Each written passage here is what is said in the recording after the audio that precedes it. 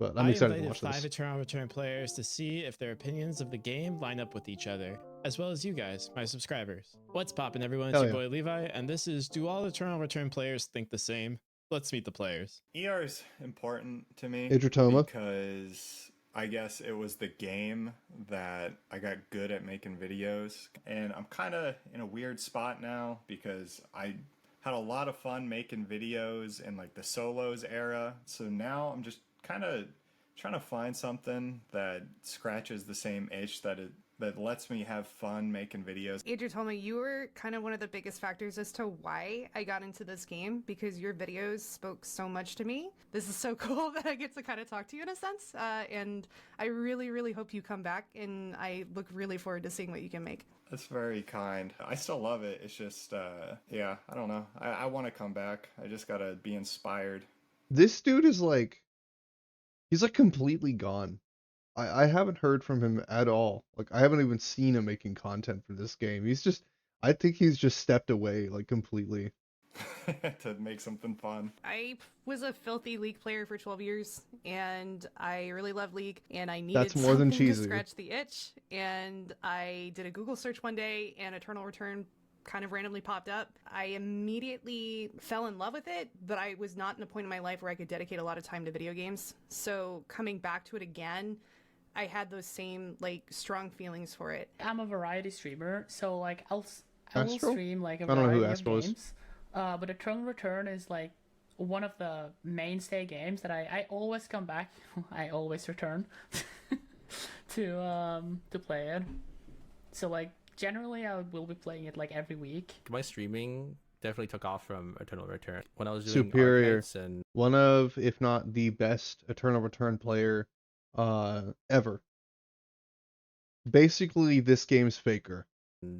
gotcha games. I was still doing like He's relatively insanely fine, good. and maybe if I continued on that side, like I still would have been okay. I did a swap over Eternal Return. I just fell in love with the game, and yeah, it's definitely been a big part of my content creation. It's like the only content creation I've been doing now. I'm probably the most deviant from the rest of you because I don't really Wraith see Kira. I myself think as I've a only content interacted creator. with him I once. just streamed Eternal Return because no one was streaming at the time, back when like I started. And I've only really kept it up because like people want to see like what characters I'm playing, but it's not something I like care too much about. I mostly just stream to show off like what people are interested in, and like show off like what new tech I might have found. Is Sua still the most broken character in Eternal Return? Why would I even stand on this? No. I think from my perspective, I would say Sua's really strong, but she's not the most broken character. I actually can't say who the most broken character would be. I mean, like, I'm gonna have this specific perspective because I'm an ADC main. I don't play any other role, so obviously some characters are gonna feel stronger than others just because of what I play. I don't know. I think Sua's really, really, really strong, but it's just because of her versatility and not because of like being broken. This honestly, because like her kid's really versatile, obviously compared to like other characters. Yeah. 3, 2, 1. Sua's kit is probably the most flexible, but flexibility doesn't mean overpowered. There is a reason why, Right. you know, Sua hasn't really been at the very top. If you look, if you guys ever watch like the Korean ERM tournaments or the ERCS tournaments, Sua doesn't usually get banned. There are usually, you know, 1 to 2 players that do end up playing her. She is a really good character. Was she but like? she's never been in that.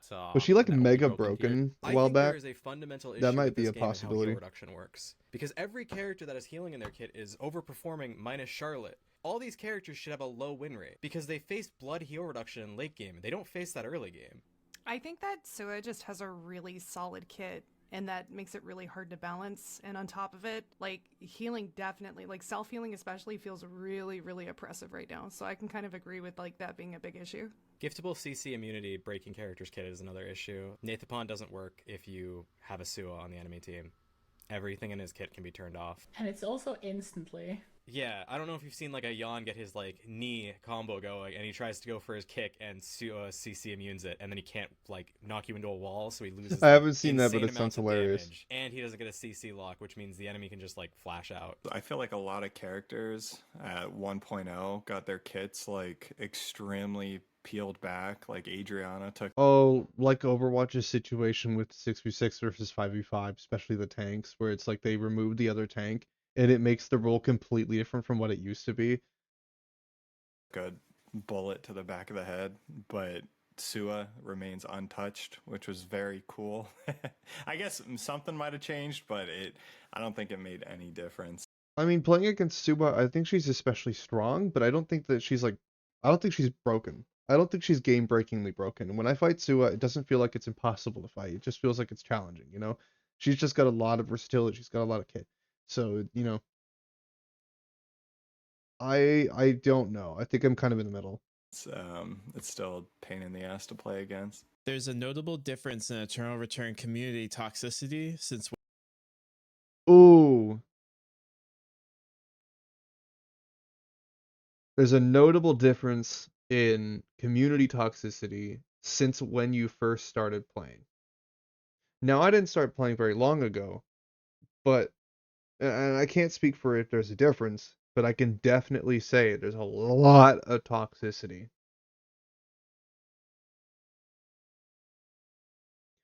I can say there's a lot.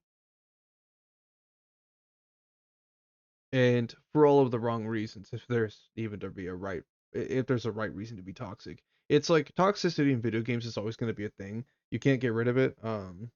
Every competitive game, every online game has it. This is different.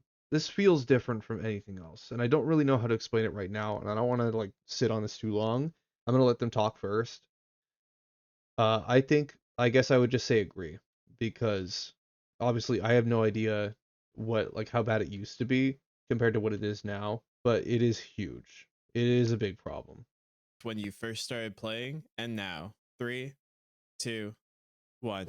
Well, I started playing. Adrian Thomas strongly agrees. Oh. Uh-oh. Okay. When 11 came out, so that's like 2.5 years ago, 3 years ago. It was in the solos era. And although there was stuff like teaming and that kind of fun stuff going around in Discord servers, I feel like I cannot watch a Eternal Return Twitch stream without that streamer complaining about their teammates. Hey. It's kind of unbearable. Hey. You just haven't watched mine. You just haven't watched any of the casual players I stream with.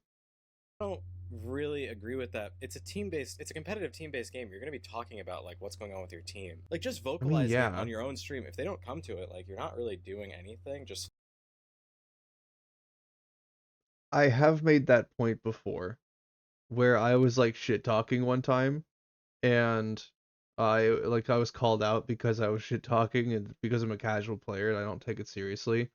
I was called out and I made the point that it's like they don't even know that I'm saying it. They're not in my stream, and if they do come into my stream, they have every right to shit talk me back because that's just how it is. But like if they don't know I'm even talking about them, then where's the harm? They don't know. It's not like I have an effect on them. as long as you're not being overly aggressive. Yeah, I don't think it's as long like, as you're not being overly aggressive, right? Like I make one passing comment about them playing like a moron or making a mistake or just not being that great. That's not like being aggressive. It's not flaming them for being bad. It's just saying you're playing like a moron. just voicing grievances. Like if Yeah. they were like, "Ah, this person didn't contribute enough," like that's fine. But there's like a whole like culture around like, "Oh, I got a low roll." Yeah, Like, this there's a person whole is ass. Like, there's a whole thing around dodging. I've been made completely aware about the situation in high elo where people who are notorious for whatever reason will get marked as such, and then other people will just continuously dodge those people or will treat them poorly or whatever just because they've been associated with like bad play or something, some reason, and players are going to be incredibly toxic to that person. like I have people that I'm talking to, just they don't want to play because they'll get some type of streamer or someone in a Discord server talking about how shit they are. And Personally, I do find it to the game to become a I little don't bit do it all more the toxic time. than what it used to be. Now I do get like occasionally some people who will just like flame for anything. Yeah, I And don't like, flame people. I used to play League of Legends, which is way worse. So like for me, it's not a problem. It doesn't bother me. But I do pick up on it. I could see that. I think this is also a matchmaking issue where it feels like, though we're all in the same game, it does not feel like we're anywhere near each other in terms of skill level or communication. Like, it is very easy to find team members who do not communicate anything and then will just, like, go off. Like, I've had players who will not ping, not communicate, not do anything with their team members, and the only thing they'll say is some toxic, like, douchebaggery. I think that's the big thing. People being able to talk to you. But in terms of like win trading and in terms of teaming, obviously it's been a lot less because you can't really team and win trade in like a 3v3 format. It's pretty rare when someone would just go into red and head explode, at least for my experience. I know for other people it's a little different because a lot of people can mental boom. You're basically held hostage. Obviously, I'm like the newest person here. I started playing in February, so like I don't have the high elo issues because I'm just not there yet. I think I've also been Like very last fortunate year? where like I've been able to build a little bit of a community where like we try to promote a lot of positivity. But I have heard from a lot of the higher elo players that come into the Discord that they've had a hard time with that type of atmosphere, especially when you start climbing into the higher echelons. And it sucks to hear that that's what's at the top. And I don't feel like it should be that way. I was here since the Well, beginning, obviously and there not. was a very big, like, old guard versus new guard thing going on with really old Eternal Return, to the point where the old guard would actually just sit in gen chat and make fun of brand new players and shit on them. It was actually the reason I mained Nadine, because I got laughed at and called an absolute clown repeatedly for saying that Amp Nadine could literally break the game wide open by stacking traps. I proceeded to win 2 tournaments stacking traps on Nadine. The barrier of entry to Eternal Return is too high. 3.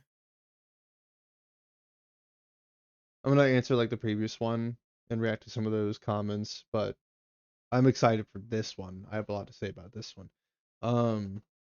I think that it is still very relevant. It's still very true. All the points made in the last prompt are still extremely relevant, if not more so than they were when this was made.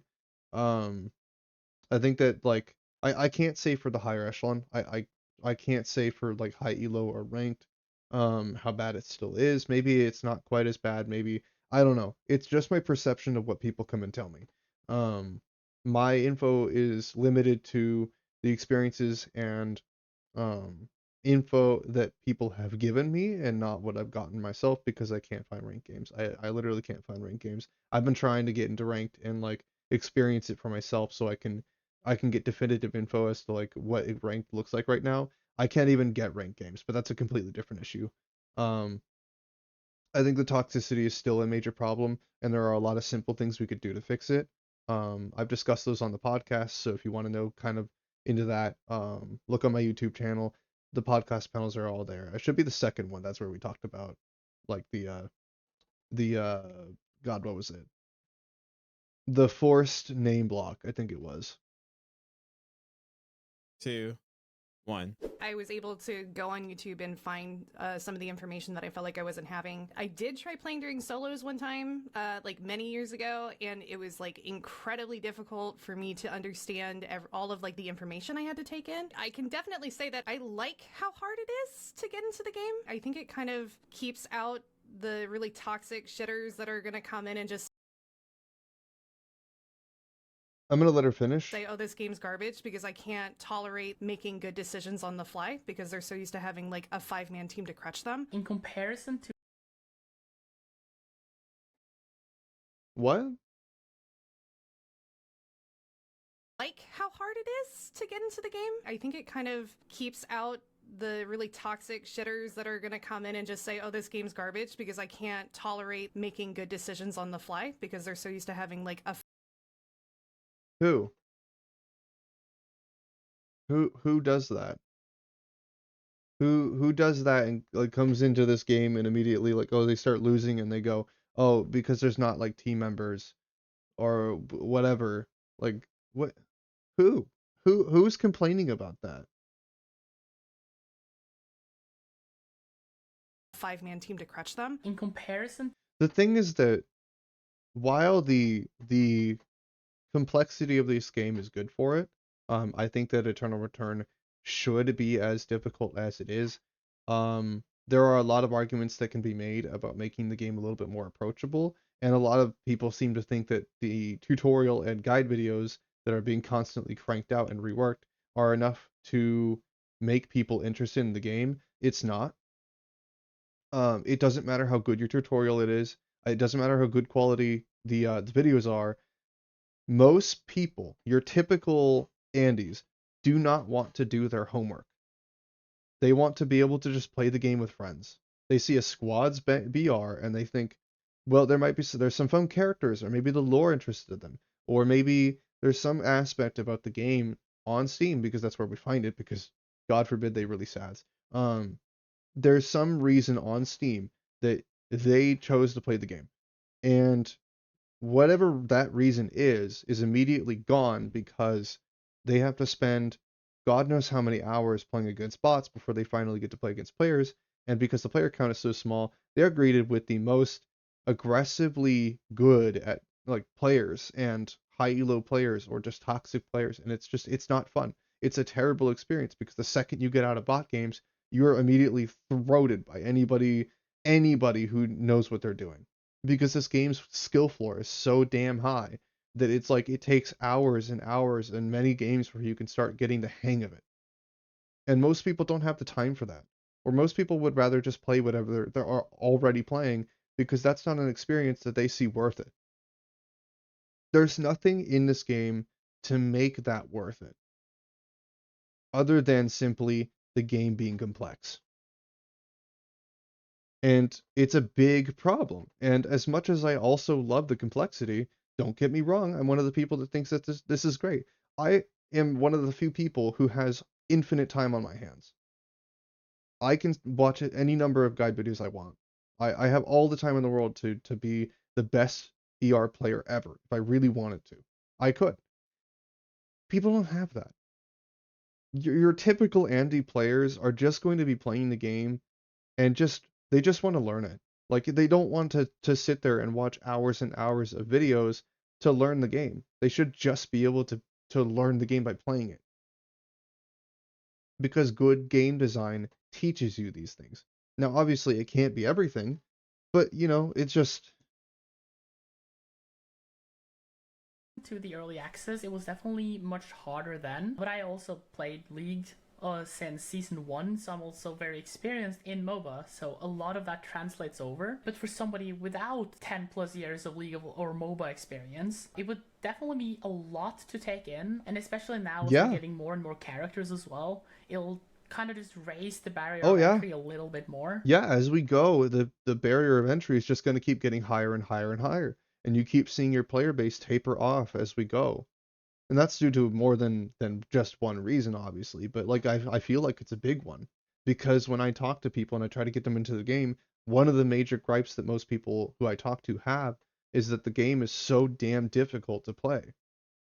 And I've been told, well, yeah, that's just how the game is. That's just how the game is. Just be better at the game.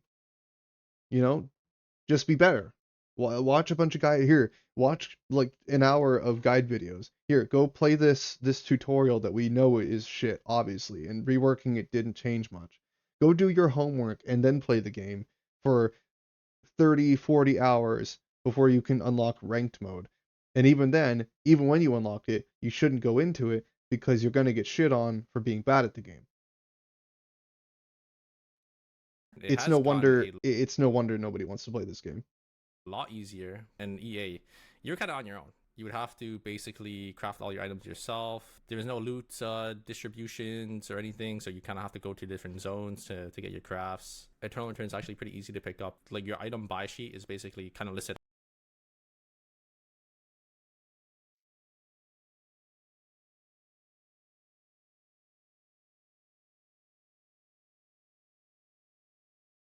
Moving on. Out for you, whereas in other MOBAs, basically have to know what you need to buy. And I think that's like the big thing. In ER, you just walk around with your team, you clear animals, you look for team fights, you play for the objectives, and like that's it, right? I think we can all agree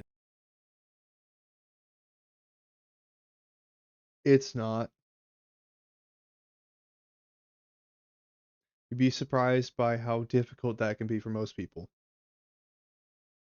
that a lot of the new season mechanics haven't really added anything to the game. There's so much Weather more than does that. not change how games play, more or less. It's another barrier for a new player to Mm-hmm. interact with. And there's so many of these things that have been added to the game over time that don't really impact high level play in any meaningful way, but they Mm-hmm. don't really add like any sort of nuance either. I'm in the middle because obviously it's not a good look if there has to be a million Discord servers or you have to go watch YouTube videos And they don't support any of them either. That's the best part. to learn how to play a game. Their tutorial has always been pretty bad, even when they revamped it. Like Yep. a lot of the Yep. And they did it again, and it's still trash. It's still awful. I don't want to sit there and watch a shit ton of guides. Like, I don't care that it's made by Nimble and it's in the game. I'm not gonna use it. stuff that they're doing to I make want the to just game be able to play the simpler, game. at least in the past, have been stuff like simplifying crafting, and I wish Mhm. they'd focus on making a bit better tutorial and explaining the game rather than changing the game, because I feel like the simpler they make it, the more you lose what was special about the game. And that's kind of the point that a lot of people make, is that if we simplify the game, it removes the thing that made it special. Yeah, I mean, I totally agree with that. I think so. As much as it sucks, there's only so much you can do to simplify the game to make it easier and more approachable. Um, and it's kind of a heated topic right now, because it's like it's either we change the game, or we make this system, or we make the tutorial as good as possible, or maybe we make better content and make it more accessible. Maybe Nimble Neuron promotes some of this content, makes it a lot easier to find, maybe directly in the game. Like, there's a number of things you can do to try and make these things more accessible. But again, I'm gonna have to keep saying it. People don't want to do homework. So, you're going to cut off a lot of potential players, just because most people, especially in the West, don't want to sit there and spend what little time they have watching guide videos to play a game that they're just going to get shit on. It would be different if this game actually had the players to sustain it, because at least they'd be fighting people around their skill level. But they're forced to fight people who are like me or better, and we just shit on them because they don't even have full purples, and it's like day 2 or day 3.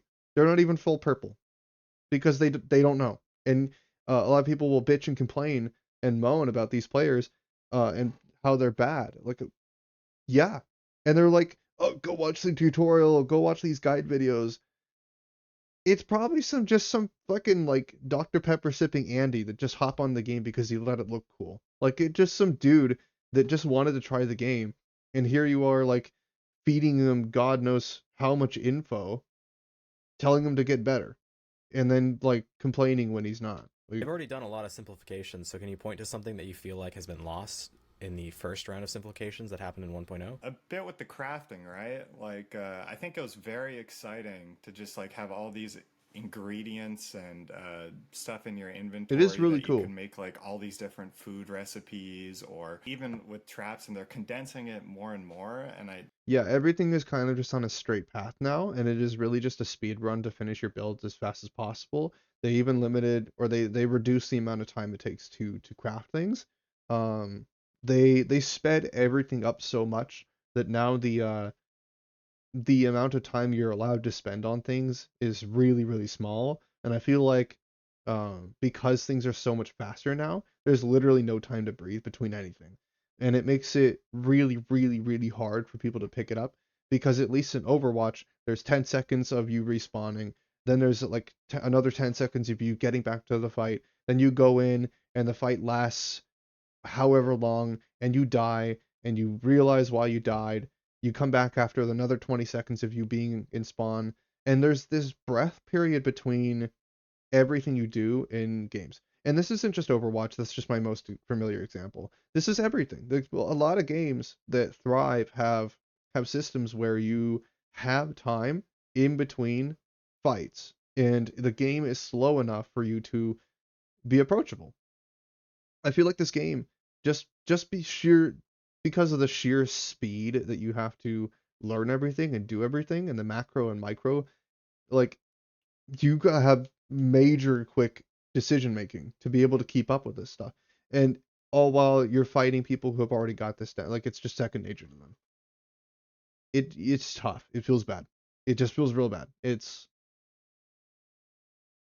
I think that's better for like the casual player, sure, but I don't know, it lost a No, little bit. it's honestly, it was supposed to be better for the casual player, but I actually think it's worked it's kind of worked backwards now because the game is so fast and easy in in those ways that the people who don't know how easy it is, haven't figured out these systems yet, it feels impossible. Like actually, it feels impossible for them. And you and me might say that, oh, well, it's so easy, right? It's so easy. You can build your thing in like 20, 30 seconds. Yeah, it is. We know that. They don't. Of what was special about it. I will say I don't miss the 3 Antioch William builds that were running around. I No, hated getting that rid of shit. ammo was the best thing ever. I don't know. I don't know what that is, but it sounds disgusting. Eternal Return will never blow up with Will never blow up without adopting a big streamer.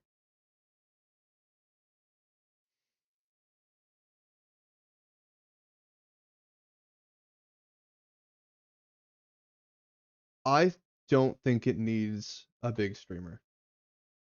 I think that people majorly overestimate just how much big streamers actually impact games. It is true that it does make them a good amount of money and it does get people playing the game, but like you're talking about like top 100. You're talking about people that like XQC that they brought in and that did absolutely nothing. Like it's not enough to take one person. This person has to be really into this game, by the way. If you were able to get a top streamer to play this game and be super dedicated to it, maybe like 5% or less of their crowd probably will play the game. Maybe. Maybe let's say more. Like let's say you really got like someone big to play this game. Like some top like League or Overwatch streamer. Like yeah, it would be big. It would be huge. But like how much would that actually matter? Like really think about it. Now because Eternal Return is so small, it would matter a lot. It's the difference of like tripling, quadrupling our size already on NA. I mean, in terms of ER, yeah, it is a lot, but that's just because we're desperate. I don't think that ER will never blow up without adopting one. It would certainly be beneficial, but their time and money is better spent on things that are actually important to without adopting Eternal a Return's big growth. streamer. 3, 2, 1. This is probably what I feel strongest about. For those who don't Mm. know, my day job is like digital marketing, so it's pretty tangentially related. In the video game Wait, Adrotoma does marketing.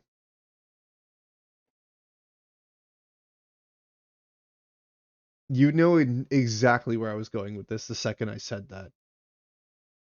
I gotta talk to him at some point. I really do. Because then he would be the actual professional, because I'm not one. But I say things and think it's at least somewhat professional. He actually is the professional. He does marketing as his day job. He would be perfect to talk to about this. And I know I hope he says what I think he's gonna say. Let's let him speak and then I'll keep going. space, especially Eternal Return, everyone is hopeful like, oh, some big streamer is going to play this game and it's going to blow up. You No. need to have people that are already playing the game and you need to work on that Yes. traditional advertising piece. Yep. Before you get the big streamers into Yep. it, because they're not going to play it if there's no viewers to be had in the game. When I watched the last dev stream, Yeah. they mentioned like, oh, if you guys have any ideas on marketing, let us Some know. big streamer has 5 times the player base on NA by itself. Like you're barely giving them anything for playing the game. It's like if you're some big streamer with 20K average viewers on Twitch, that is a massive number. That is insane. Why would you not go use that and play something like Marvel Rivals? which has 50,000 player peak. So, well, like way more actually now. Why would you not go play that? Because you're gonna be at the top all the time. And that's kind of why you can't convince these streamers to play this game, because we have a fraction of their viewer average as a average player base on the game. What are you possibly giving this streamer that is going to make it worth their time? They have to actually really like the game. And that's why you're never going to be able to convince a streamer with money. You're not. And it's going to take way too much money and time for them to do that. And then the streamer's going to leave, just like everybody else has. So It's like, man, that's crazy. Yeah, I agree with that. As if a big streamer were to pick up the game, it would definitely help. But It would that's help. not where the main issue is Right. in that regard. Like, they need to do more marketing, at least in like Europe and NA, for it to Absolutely. blow up more. Games can be good, and if the advertising is good enough, the game can make big streamers. I don't know if you saw Yes. on Twitch lately, but there's been like a lot of big Chinese streamers that are playing the game, so it's kind of still doing really. Streamers pick up a game because of hype. They pick it up because they see growth on a game. That's why a bunch of big streamers from various games hopped over to Marvel Rivals the second that took off, because the hype around it. It's a hype train.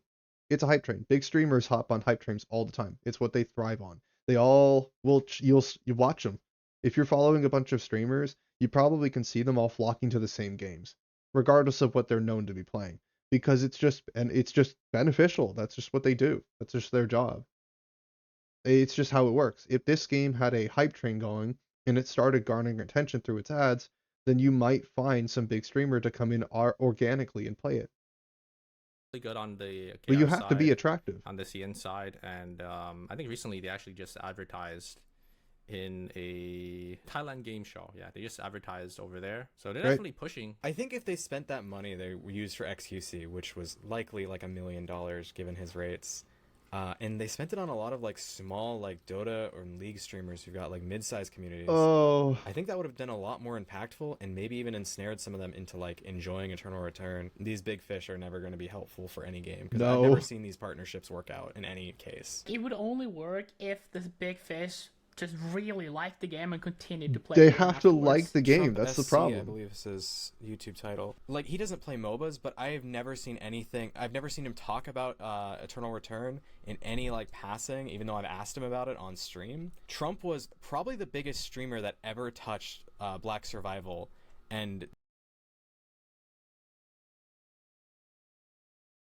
What did you just say to me? We're not talking about the same Trump, are we? No.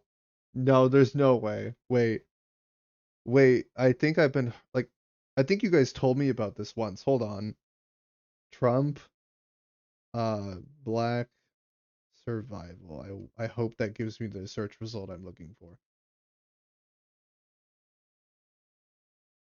Game.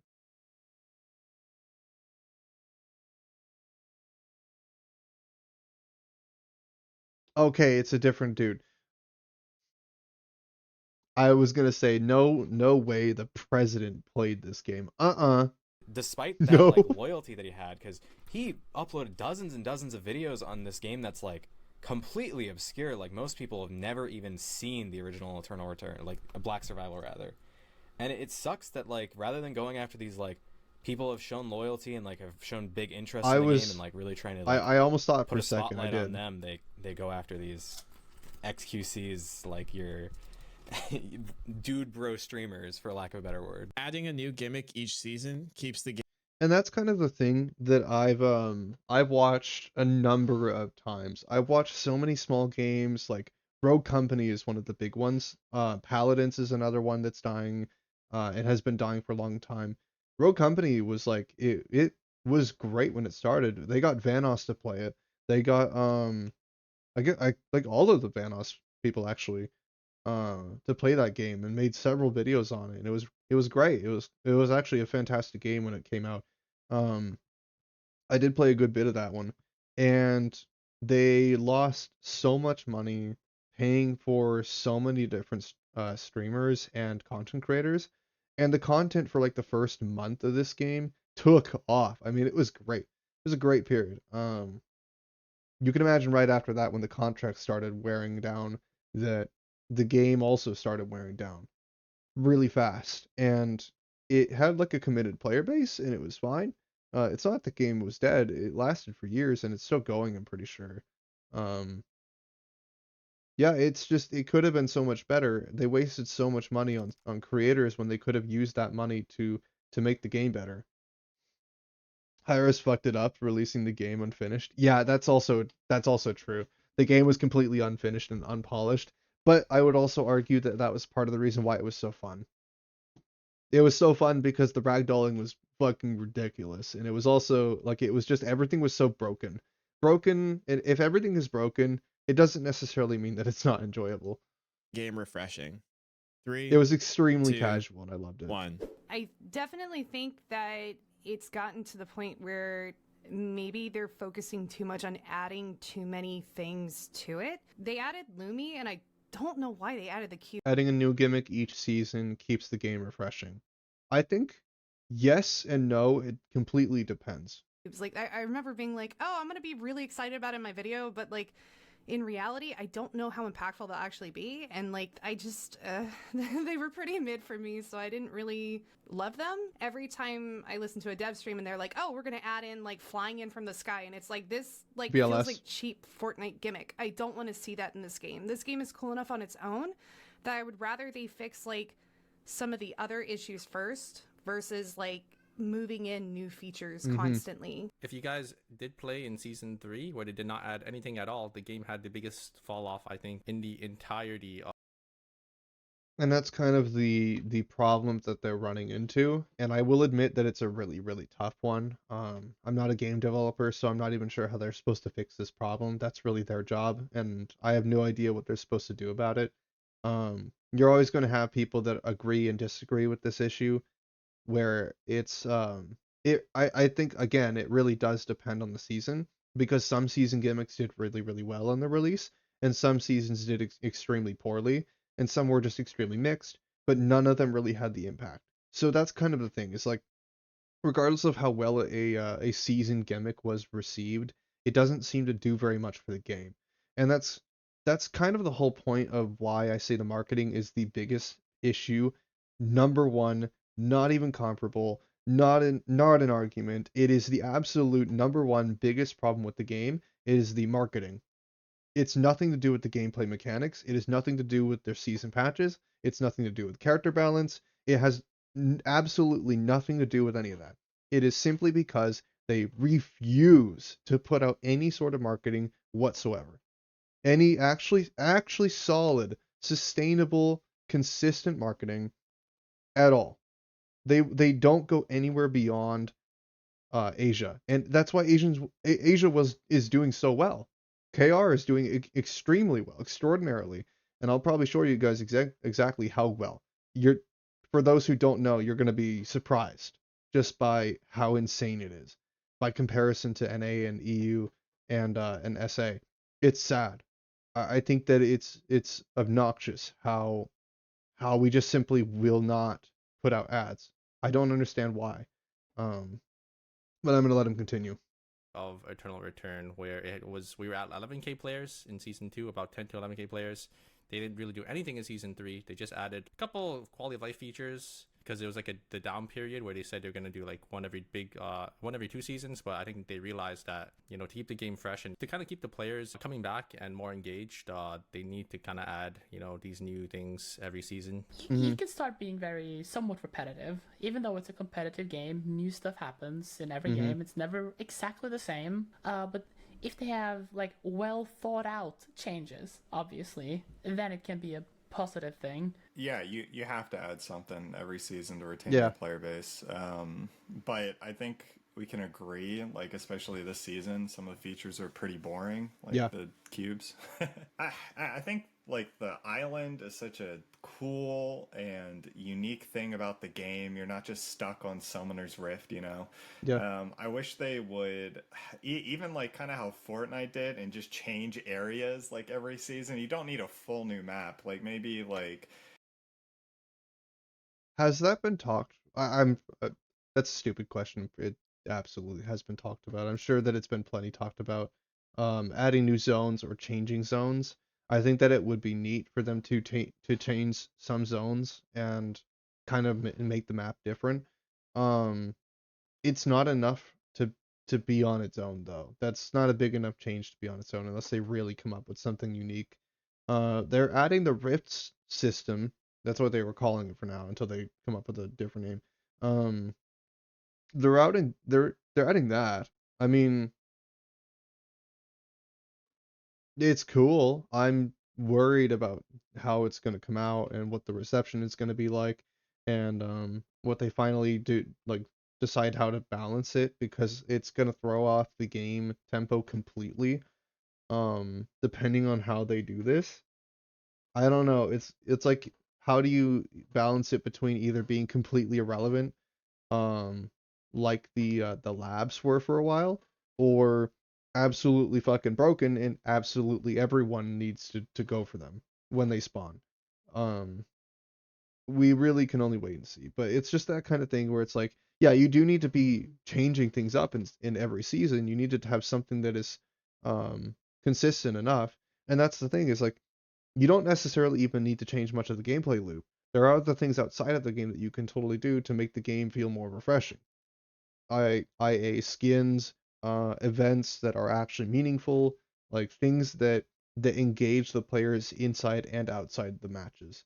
Some of the most notorious things that were mentioned were minor things like changing the map during holiday seasons. They did that like one time and then just stopped doing it completely. I think that is adorable. I think that that would be really cool for them to keep doing.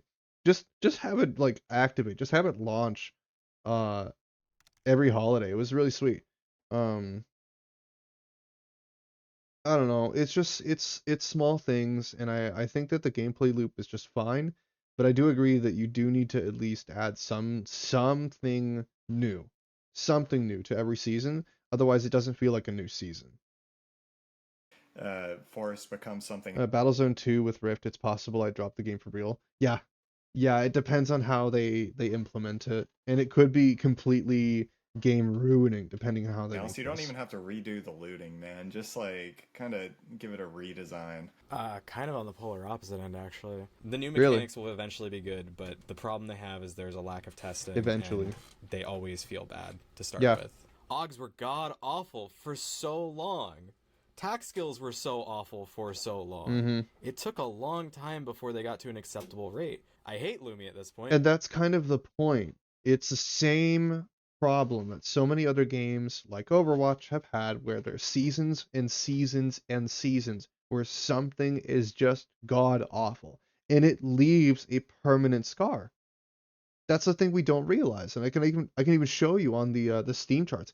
It's crazy how you can just match things up with the releases of things in the Steam charts, and in Eternal Return. You could just line it up and you can figure out, well, okay, so this thing happened, and then there's like a drop off for like the next 6 months, because that's how long it took them for the fix it, and then the drop off kind of slowed down, but it's still dropping.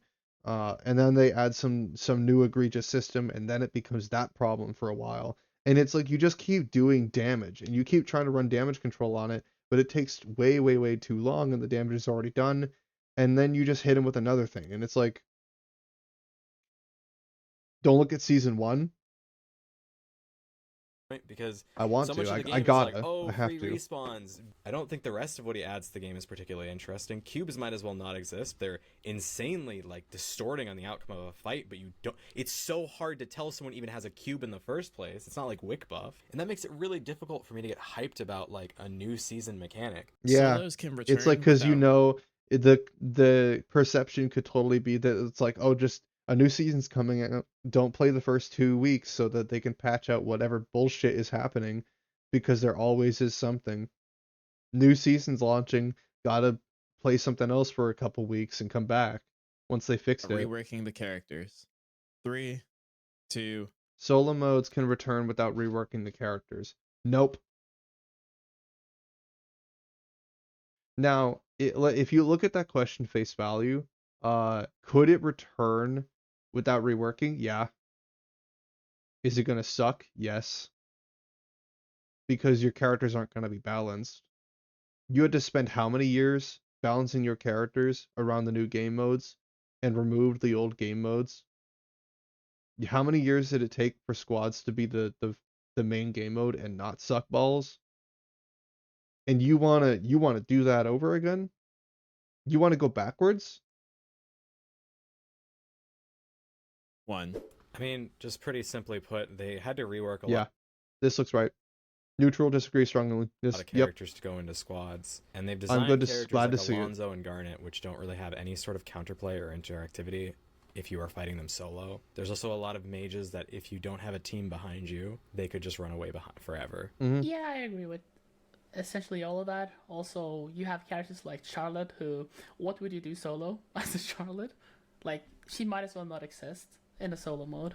You could bring it back as a for fun mode, and I'd have fun playing that. Like, there are already useless ass characters in the before 1.0, so I had fun playing Priya in solos, and that was definitely Speed Cube is insane. That one, like, it's really the only one I look for. That thing is nuts. I love it. not a competitive pick. That is true. For a for fun mode, it would definitely be fine, just add it as is. I mean, I would probably play it too. Like, I don't think solos would ever be able. Yeah, it's just a for fun mode. That's why we do weekly solos, because it's just for fun.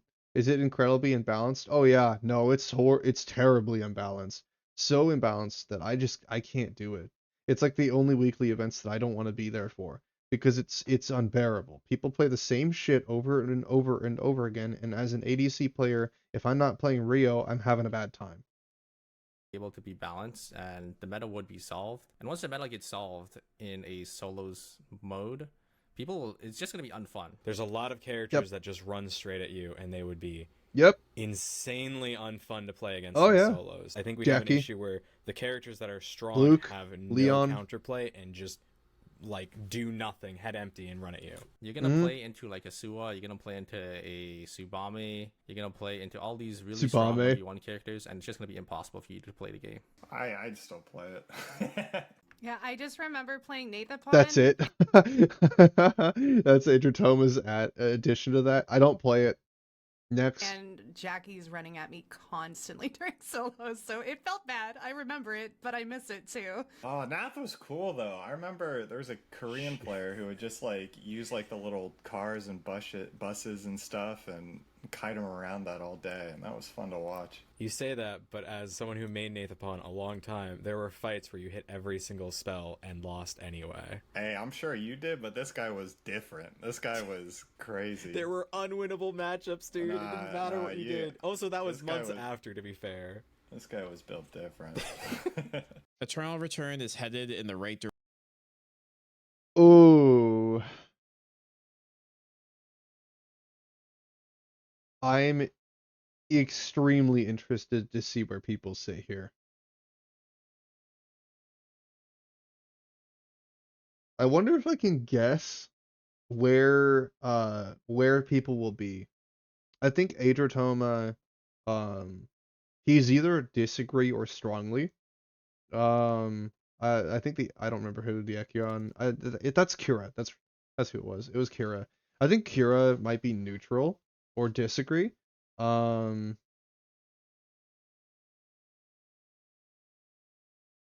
Grubs is a hard read. I actually don't know where Grubs would sit. And I don't really know the other two well enough either. Or rather, they're just a hard read. I don't know. I feel like they would sit kind of neutral. Let's see. Direction. 3, 2, 1. Oh wow, a lot of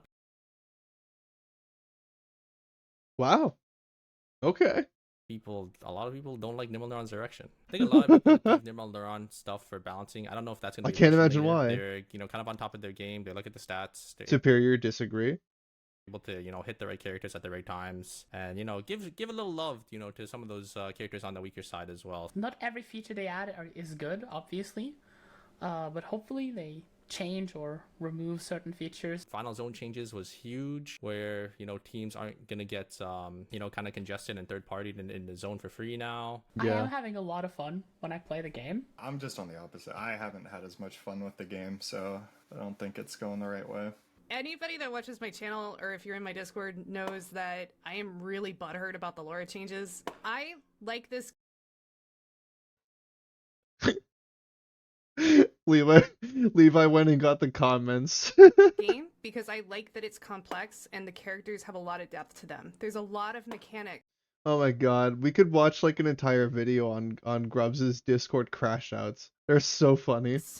With the characters that I think are a little risky in terms of new players coming into it, but I've seen them with their newer characters that they come out with, and especially with the Laura rework where they just Done nothing but lose on Laura for the past month, so how is this different? That's why I won't touch new Laura. I miss that bitch. New Laura is dead now, rip. That was the best part of Laura. Mourning the loss of Laura / Subame. I will made it not touch super Laura again, easy for probably. anybody to Laura is a dead kind of character. pick up the character, and like that kind of burnt my ass a little bit. I was like, the reason why I play this is because I like the depth behind it. I worry about the identity of it being like a challenging game kind of going to the wayside in favor of having newer players have better access to like learning everything. The new character designs in general.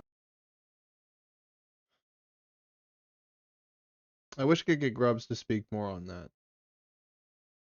I want to know more about her opinion on that because I'm deeply interested in why she thinks that way. She's probably the one that's contested me the most on most things I've said.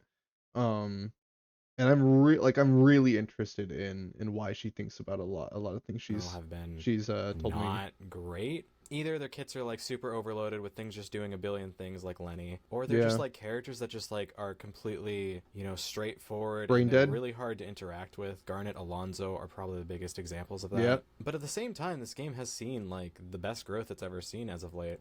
Like this time last year, this game pretty much had the same player numbers. That's unheard of for Eternal Return. Normally we're Yeah. Staying consistent. That's unheard of. bleeding constantly. This is the first time we've actually Oh shit, bro. sustained players. We're in the There was a dip gray. in the middle and you got Wow. it back, but I mean, We're clearly not something in they're the doing red is for working. once. It's just not necessarily what the veterans want. The looting and crafting phase is a necessary Looting and crafting phases are necessary part of VR. Yep. Yeah, I would say so. I think that I will clarify. I think it is, except that we're slowly removing the process. Very, very slowly, we're hinting at removing the process entirely. Because we're making it so easy and so what's the word? We're making it so fast that it's like you're pretty much just done immediately. It's not challenging at all. You get all your items in the first 2-3 boxes you check. Like you're pretty much just guaranteed to get your build done if you know where to look. It's so easy. I think that the items being faster and easier to build changes the game for the better in a lot of ways, but also damages it incredibly. It makes the process just feel like, why is it even here?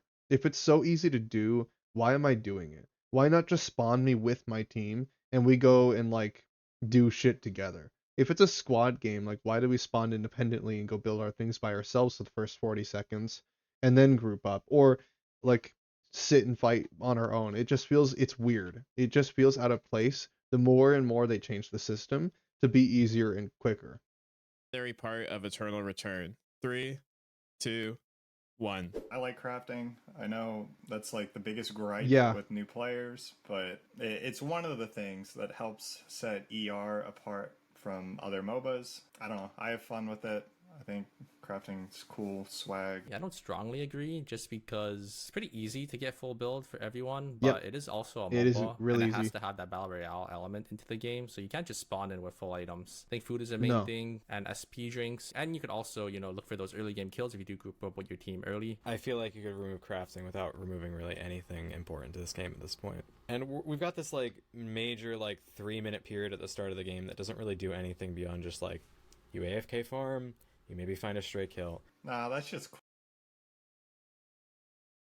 cool though. Like you're crafting and you get an emote to other people crafting next to you, and I like that. If they got rid of crafting, I'd actually be really sad. I really like the crafting part of the game. Just like Adri said, like walking around and emoting and saying hi and like, yeah, I think it's like a really charming part of the game. And it like, that was what I remembered from when I took like a few year break from the game. I was like, oh yeah, it's that one game where like you craft a whole bunch of stuff. And it was like exciting to be able to craft your own gear and to like feel like you're a part of that part of the game. Yeah, and it's fun to like optimize. I would agree. The problem is that we're slowly drifting away from the thing that makes that system unique. The simple doing of the crafting isn't what people like about it. There's so much more to the crafting system and like what it used to be that people like the most. When you start to pull the focus away from the crafting, and you make it more and more and more irrelevant, and you start drifting the focus away to um, the objective fights and like all of these other systems and grouping up with your team and all this stuff, you start to lose what makes the crafting so appealing in the first place. It's it feels irrelevant. It feels like a job, it feels like a chore rather than a gameplay system that is like it's something to be fun and to engage with. It's like it's to me personally, I think that because of where the system's gone, it feels like I'm spending every game. I gotta do my chores. I gotta clean up my room. I gotta go pick up the dishes, or I gotta go clean the dishes real quick, and then I can start playing the game. It just feels like an unnecessary stepping stone to getting the part that actually matters, rather than making me like feel like it's an engaging part of the game that really has like meat, you know? It's the same thing as I said. It's like if we simplified Civilization 6 and we took um, the first two phases, like ancient and classical era, and we just took those eras and sped them up. It's like, yeah, of course, it would make those turns where you're just pressing next because there's nothing to do. You're autoing your scouts and your warriors. There's nothing to fucking do. You have one army unit and you're just mainly using it to go find the next barbarian camp for you to clear. Like there there's nothing happening for the first 10 20 turns. But those turns are crucial. And there's things in those, especially depending on the civ that you're playing, that relies on those eras and do better because of them. Like the Greeks, I love playing the Greeks because they specialize in early combat right off the bat. And it's fantastic. I love it. Thank you for the 6 months in a row, Abyss. Crazy. Appreciate it. Um, I think that it should be a necessary system. If you're going to have crafting in your game, I need it to feel like a phase. I need to feel like that lane phase matters. Otherwise, it shouldn't be there. If it feels like it doesn't matter and it's just an irrelevant necessary step that you just have to cross to get to the part of the game that actually matters, the fighting, the people, the thing that most people have the most fun with, then I don't know. I feel like we should just remove it. It's like that route. You have You to do a can't little be in less the of middle. that nowadays, but I remember when you got like a heater route that was like a 3-4 zoner, and I like that speed run aspect. I think it's fun. If they got rid of crafting, like what would you I think do it gets instead? monotonous after a while. I think when I started playing the game, it was a lot of fun, and I liked the speed run, and I liked to watch. I like when I was learning Katya, and I pulled up a DAC from like the top KR #1 Katya player, and I learned and I analyzed everything he was doing, and I got that built down. I think that was really fun. That was probably the most fun I had with the game, was sitting there and analyzing the gameplay and learning for myself in my own way, and then getting really good at it, and then being rewarded by finishing my build super quick and killing the other ADC in that zone because there was always someone in gas station or in alley. So I'd always have a fight basically at the fire almost always. That was such a good route and I had so much fun with it. Um I think that because the routes have changed and items have changed, um it's just like the game has just shifted. It's so much easier to get builds done now, where like fights that I would normally have been able to take, I can't take anymore. It's because like everyone, the skill floor has dropped because it's so much easier to craft everything. And that's kind of where the difficulty actually does benefit the game a lot. Um, I don't know. It's a tough issue for sure.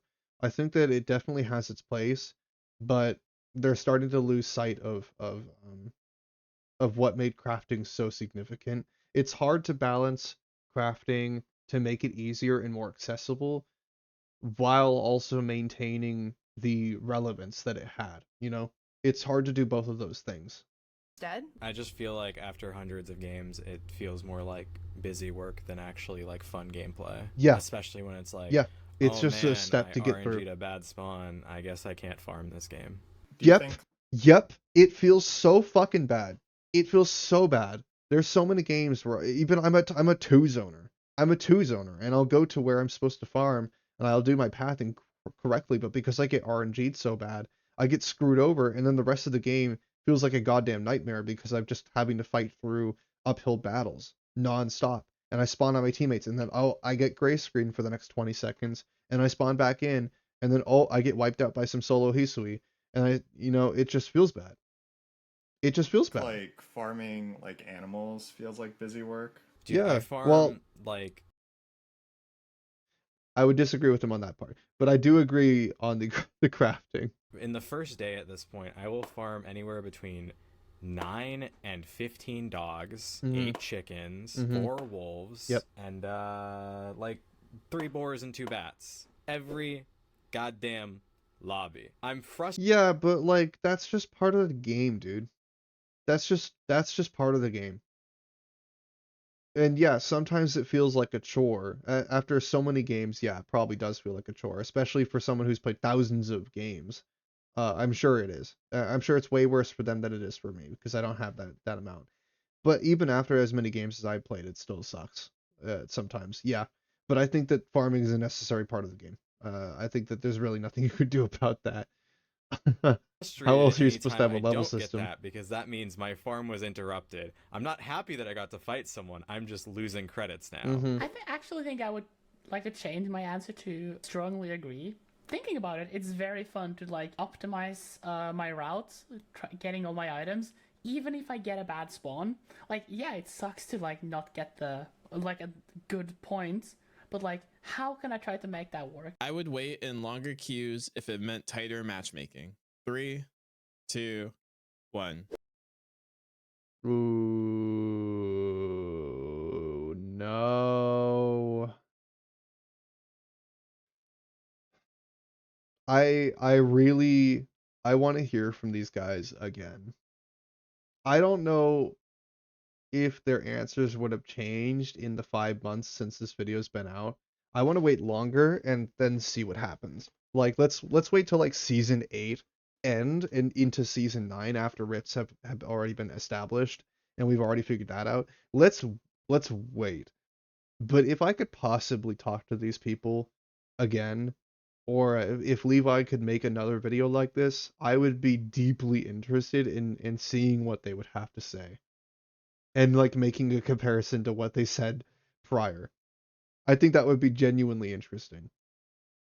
My reasoning is when you're at the highest level of play, matchmaking and tighter matchmaking kind of means everything. Last season, I was playing with players that basically was Yeah, I really want to hear from them again. I need another video like this in the future. I hope Levi puts something together, or maybe I can put something together and see what these guys think about these systems because half oh my my god. RP. It was about 5,000 RP difference between me and my teammates. The Now, difference that 5,000 one RP season difference is made. is like, imagine if an iron player is playing with a diamond player. That sounds ridiculous. And an iron player playing with the diamond 4 player, basically. But I think most top players would agree with me that tighter matchmaking is better. Yeah, the first 3 tiers should probably actually exist rather than just being a measurement of how much playtime you have. Dota is the one I have the most experience with. Dota will drop you in like the middle and you'll fall or go up, right? Yeah. Whereas Eternal Return, it puts you at the bottom and you only go Overwatch up. does The that problem too. with the entry system is there's a variable amount of RP in the lobby, which I don't like. I don't like that some lobbies just are less RP than others because less kills happen, which is just less RP. I like it much more when there's a set amount of RP on the line and it's divvied up based on our placement. What did you miss? Not a whole lot. This just them talking about the crafting system and how it either feels like good or bad. I went into depth on my opinion of the crafting system. I can talk more about that at the end of this video if you want. Lobby. I really at one point want to AFK and see if I can climb, how high I can climb. Yeah, we were just by talking about like the crafting leaving at the start of the game. and Obviously, looting. that would be toxic as hell, but I'm really curious how high one could go just off being completely dead weight. Yeah, I feel Funny you should say that, Kira, because I'm doing that right now. like the variable that changes is how much RP that you need. I'm actually like I'm living that exactly. If Kira wants to know that question, or if he wants to know the answer to that question, I am proving it right now. So climb up when it should be the variable if I could actually find a ranked game. changing is who you play against and like those better players. I said disagree here though because I don't like waiting for my cues. If it's not balanced, it's not balanced. I Yes. just want to get in. Yeah, that's kind of where I am as well. Sometimes I might get curb stomped because I get somebody Yeah. who's way higher than me. Most of the time. And I'll even if you don't get curve stomped, what about the person who also waited as long as you in your queue that did get curve stomped? Someone has to die at some point. If everyone is like, if no one gets fast aided, then it's probably different in the higher elo. I imagine that teams take a lot longer to die, but it's like if you know, all that does is inflate the amount of time that people spend before teams are falling. I think that like it's obviously going to feel awful for the person who dies first. It's gonna feel god awful. So even if you don't get fast dated or wiped super early, someone does, and for that person it is like the worst thing ever. You know, because they probably waited an hour just like you did, and yet they don't even get to play the matchup because they died. have a good time and I'll They get just waited for faster. that for an And I think for hour. the health of the game, that is probably better. I will personally wait a little longer, but I can also see like why you wouldn't want that to happen. Yeah. I guess it's how long you're having me wait. Yeah. Like, if it's another minute or two, sure. Right now, what we've seen is Yep. the wait times are going up, and there's no improvement. Enough said. I don't need to clarify that one. They Idritoma and Kira just said the two major crucial points right there. Wish I don't that need the to elaborate. buy-in was like a different system. I think you can't fix it with the current RP system. Like, I think you'd have to rework the entire thing, and then I'd be willing to wait, like, double the time. I'm already waiting, like, 20 minutes to then die immediately because one of my teammates isn't grouping. So Yeah. I'll wait 40 minutes. That sounds like a better experience. I'll, like, boot up a Yeah, different if you could game have an actually and go noticeably vibe. better It game. feels really bad to be in a like what I thought would be of like a platinum lobby and my teammate is silver and then I'm against diamonds and like what am I supposed to do? Like obviously I need to get good, but at the same time like I'm not getting more points by beating these people. So like No. what is the benefit there? The Eternal Return. I think it's kind of a silly question to ask, and it just keeps going back to the player count. This wouldn't be a problem. You fix your player count. A lot of these problems can be traced back to player count. I can't state enough how much doubling the player base right now you definitely would feel it. If you were to, it's simple math, and I'm going to explain this as simply as possible. If you took our 2,000 player peak on West and you doubled it, and you say now you have 4,000 player peak, you would get things twice as fast. Double the player count, double the queue time, or like half the queue time. It's not that hard. It really that math is not that complicated. Right now, queue time for diamonds / plats are no fun. They get plat gets matched against better players, and diamonds get trolled by worse players. Yep. World is Yep. more interesting than the game. And they think that the answer is tightening the queue. It's not. It's not. The only reason you can find games is because you guys are playing with each other. If you tighten the queue so that plat and diamonds can't play with each other, you're not going to find games.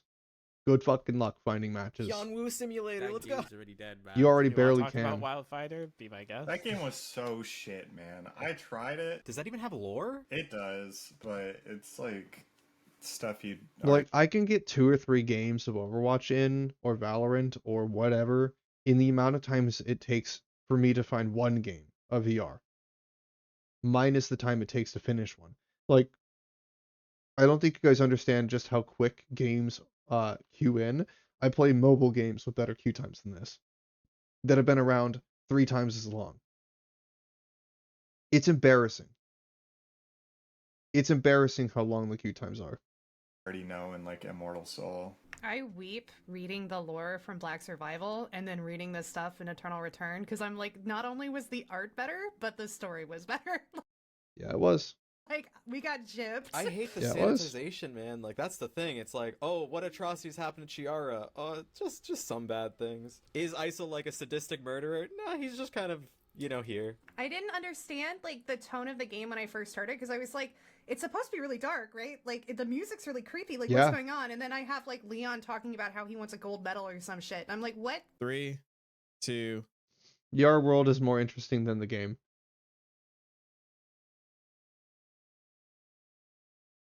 I'm gonna be honest. If we're talking about Eternal Return, no. If we're talking about Immortal Soul, yes. 1. I've kind of gotten burnt out with the game, so a lot of the times when I'm 3 on disagree.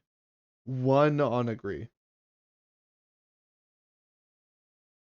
coming back, it's because there's like a new character added or there's something new like on the island. That like love for the game hasn't changed, but the love for the gameplay has changed a bit. I disagree. Every time I see a cinematic, I think the character's way cooler than they actually are in game, so I'm tired of getting lied to. I'm not gonna lie. I really just want them to come out with new stuff, because there's a lot of people that are really interested in the lore, and I can only point them to Lumia projects so many times. I would love to make a lore video series. I love that shit. Yeah, if I could make some long form videos about each character in Eternal Return, I would absolutely be one of those people. I would eat that up. Absolutely. I would be theory crafting and doing all sorts of fun lore shit with other creators. I would do lore streams. We would get leaks, and I would sit there and talk about it for hours if I could.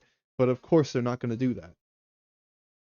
I enjoy the gameplay more. I felt like the lore was more interesting before. Like now it's still there, and You can offer help.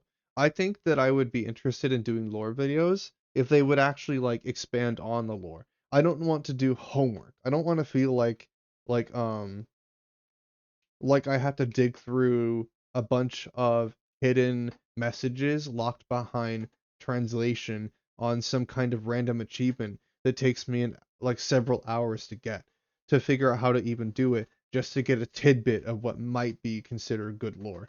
Like, I don't want that.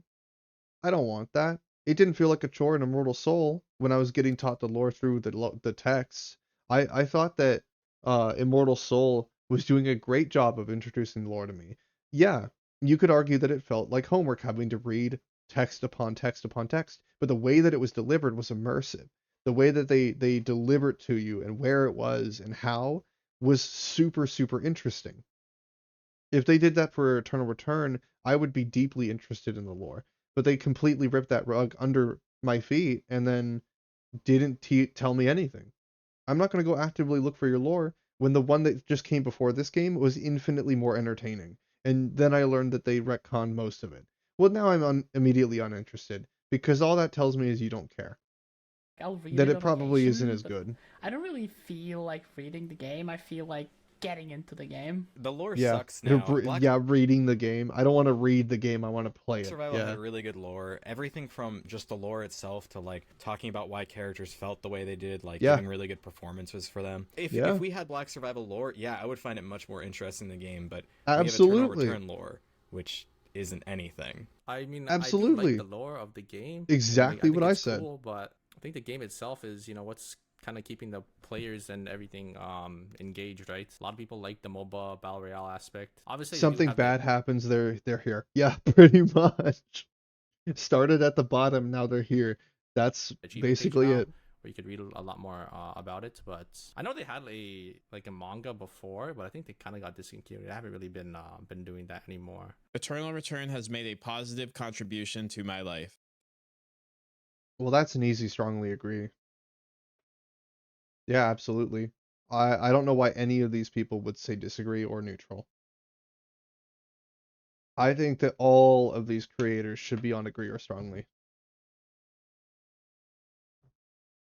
I mean, I don't know them personally, and there are some creators that have had terrible experiences because of Eternal Return. I'm not going to name any names, but let's just see where they are. 3, 2, 1. Yeah, I I don't know. thought so. I was going to say, like, why would they say otherwise? I would also be, I think, on agree. I'm not going to say strongly. It hasn't been like insane for me. A lot of the reception with some of the players has been kind of iffy. Some of the community is not super excited that I'm here. But also the reception on the opposite end has been insane, incredible. So it's like, um, I think I get more of that than I do the negativity, and the negativity we just kind of ignore, and it's kind of funny sometimes. So like, it's not a big deal. I don't want to make it sound like a big deal. I think the main thing why I'm not saying strongly is just because like there's some things in interactions that just haven't happened, and there's so little motivation for me to continue doing or ER content when there's so many other things I could be doing that might be potentially better for me.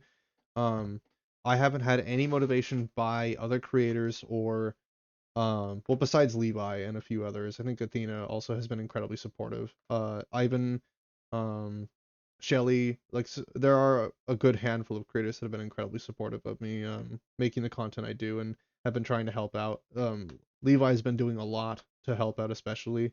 Um, I think that there definitely are people who are doing a lot, but it's like, you know, it's just there's only so much they can do, and they're already at like the end of their ropes sometimes too about making content. It's like they just kind of give in and they make guide content and there's not much going on, and they go off and do their own things, or maybe people get busy and then it's just like there's just nothing going on, you know.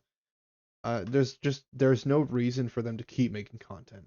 I think that yeah, absolutely the game has been great for them, but it's like what incentive do they have to keep doing it? Because many of them, most of these guys are already established, or what I would say is established streamers. Content creators. They have big enough channels where they could take their audience over to something else and do infinitely better. Levi's already doing that.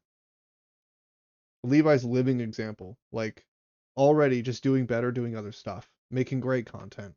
Um, that doesn't have anything to do with Eternal Return. And like, you know why he's doing it. No, it's not just like because it's fun. You know, it's just like if Eternal Return was doing amazing and if it were thriving, then obviously we'd all be just completely dedicated to this game. If it was supportive enough, we could obviously just make Eternal Return content and just do that. But like it's not, you know. And there's a number of reasons why that's the case, but we haven't had any reason to believe that Nimble Neural will do anything about it. They don't exactly give us any reason to believe it, you know. It's just kind of like hoping that they do, and Return's that's been I like feel more like or where less a lot of fun, people but it are hasn't lost, been, I'd and say, myself uniformly a included. good experience. There have definitely been ups and downs on the 4 or 5 years at this point Yeah. I've been with this community. A lot of people have left Eternal Return, so a lot of like it has become a very fractured sort of thing for me. Yeah. Because like I don't really have friends that play this game anymore. Most of them have moved on to other things. It's one of the reasons I'm back in Dota is a lot of them went back. It's positive for me. I don't know. I think about it sometimes. Like if I put like the last 3 years of like making videos and like really trying to make good stuff into a different game, but I'd be able to do like my passion project as like a full-time thing. And I deeply empathize with that, especially lately, because I feel like I'm starting to already get there. I'm already only like a month and a half or 4 months into this game, and I already feel like there might be something better for me. I feel like long form Pokemon content might even be better than this. I feel like there's other horizons that might possibly be more beneficial than Eternal Return, But like I deeply think that this game could and has the potential to thrive. It really could if it just did a few simple steps. If we just got a little bit of motivation, just something from Nimble Neuron to say that they're working on it, that they're doing this, not just empty words telling us they are. Like I have no reason to believe that they're going to do any of the things that they said that they did, that they're going to do on the previous dev talk. I have no reason to believe any of that because they haven't done it before. So, like, there's no evidence of any things that they claim they're going to do. And then I'm just sitting here waiting and waiting. And what if they say they're going to do advertising? What if they say they're going to do a bunch of stuff for NA and just West in general? What if they do, and then we wait like a year, and I make a bunch of return content. I'm balancing games, trying to make the most of my channel, trying to grow, trying to do what I do. Um, just hanging on hope, right? Just hanging out hope that eventually they do something and the game takes off, and we see like a huge increase in players and in viewer engagement, and I do better because of it. Like, just holding on hope that that happens, like I already am. And imagine we get there like a year from now, and then they just never do it.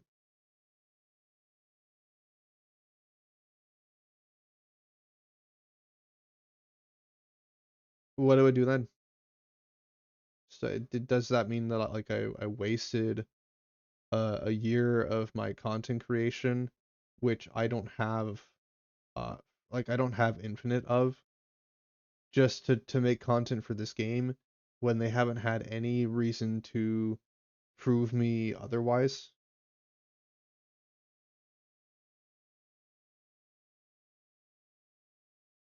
That's kind of like, and it's crazy how quickly I caught on to this. It's crazy how um streaming this game daily and interacting with all the other creators has kind of given me the thing that they built up over years. Like, and I discovered it in like 3 months. It's crazy that I've lived their lifetime in such a short amount of time. It didn't take me very long to figure all this out on my own. And sometimes I get like a pang of regret, but for the most part, I don't know. If I go back and watch some of my favorite stuff, I feel very happy and very thankful of ER and the community. I've had so much fun with the Good. game. I made so many friends, so many online friends. Flew out to the US to meet up with Frankie and them. For me, it's been a really good time overall. I played League since like season 1, and then I discovered Eternal Return, and it just was a fun time the entire time for me, and it's just become more fun as I've been playing it and meeting people. I've always wanted to do content creation, but I was a League player, and it's like, how do you break into that community when everybody's already so established? And I was really scared to just upload, and then I found Eternal Return, and I was like, I just want to say things about this game. Yeah, that's exactly where I'm at. That's precisely what I'm doing. I'm just saying things about the game. You just summed up my content, Grubs. I just say things about the game. That's what And I I've do. been very fortunate that I started a Discord, and we have like almost 400 members, and it's called Eternal Connections. We do monthly duo tournaments. Every week we do some sort of event. Last week it was Cobalt, and this upcoming week is going to be in-house duo scrims. If we get enough people, we turn it into squads. But yeah, Eternal Return has become like a very special thing for me. Whether or not my channel was successful, I don't really care. It's more of like the fact that the game's good. It's a great challenge, and that I've made some friends along the way. It's like, hell yeah. Like, I love that. That's awesome. If you enjoyed this video, I have a full playlist of Eternal Return discussion videos, like this one. Click or tap the screen now to be taken to a video discussing 12 things that you might not remember from Eternal Return Early Access. What an insanely good video. I think that it was extremely interesting to hear their opinions on the given topics. There's still a lot of stuff that was not mentioned during that discussion, that I'm curious what those creators specifically have to say about it. I'm wondering if there's a possibility that we can do something like that with them again. I think that a lot of these issues can be resolved simply just with player count. And I hope that in the future, near future, I see some kind of hint that that's going to happen. And that can be done by simply putting out advertisements. That can be done by hearing directly or interacting with Nimble Neuron, or someone from, like, more dev interactions, maybe dev streams regularly, talking about some things of like a week or a month, or maybe mid-season, not just the introduction of every season, but the beginning, mid, and end would be great.